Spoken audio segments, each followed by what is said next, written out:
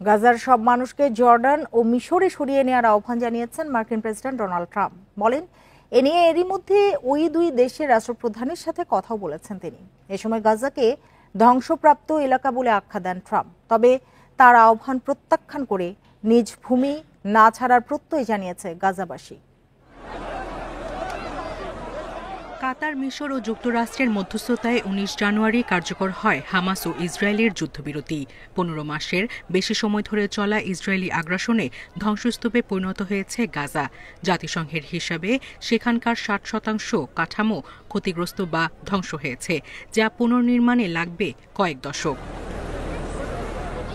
এই অবস্থায় গাজার বাস্তুত মানুষকে মিশর ও জর্ডানের আশ্রয় দেওয়া উচিত বলে মন্তব্য করেছেন মার্কিন প্রেসিডেন্ট ডোনাল্ড ট্রাম্প। বলেন, ইসরায়েলি হামলায় গাজায় ভয়াবহ মানবিক পরিস্থিতি তৈরি হয়েছে, নিহত হয়েছেন হাজারো মানুষ।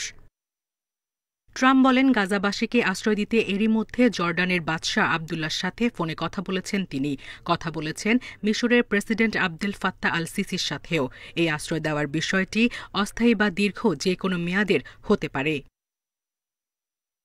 অবশ্য ট্রাম্পের আহ্বান প্রত্যাখ্যান করেছে গাজাবাসী।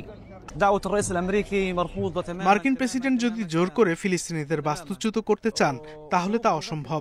ফিলিস্তিনিরা দৃঢ়ভাবে বিশ্বাস করে এই ভূমি তাদের। ইসরায়েল যতই ধ্বংস করুক কিংবা জয়ের দাবি করুক, ফিলিস্তিনিরা কখনোই গাজা ছাড়বে না। গাজাবাসীদের স্থানান্তরের জন্য মার্কিন প্রেসিডেন্টের আহ্বান প্রথম নয়। গাজায় অবৈধ বসতি স্থাপন সহজ করতে তাদের চেষ্টা। ফিলিস্তিনিরা কখনোই তাদের জন্মভূমি ছাড়বে না। জাতিসংঘের তথ্য অনুযায়ী জর্ডানে 23,90,000-এর বেশি নিবন্ধিত ফিলিস্তিনি শরণার্থী রয়েছেন।